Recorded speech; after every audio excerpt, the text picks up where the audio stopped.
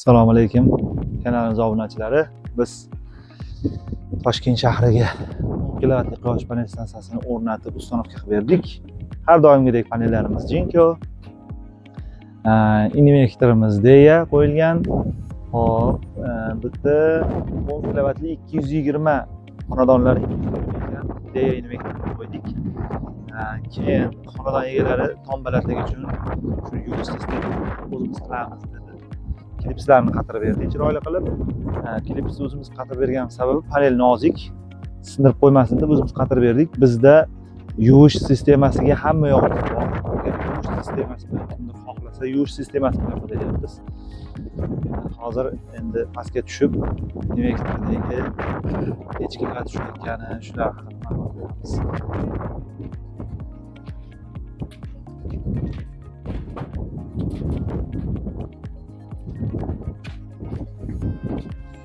Invertorni oldida biz invertorimiz Deya invertor 220 volt xonadonlar uchun mo'ljallangan. Avtomat, постоянный tok avtomati, переменный tok avtomatlari, chaqmoq qarshi uzatishlarimiz tizimli qilingan. Hozirda 806 kilovat ushlab turibdi. Ob-havomiz bulutlik. Quyosh chiqqan mahalla 903 kilovatgacha nagruzka ushadi. Kimga shunaqa xizmatlar kerak bo'lsa, o'zimizga aloqaga chiqaverasizlar. Sizlarga rahmat, salomat bo'linglar.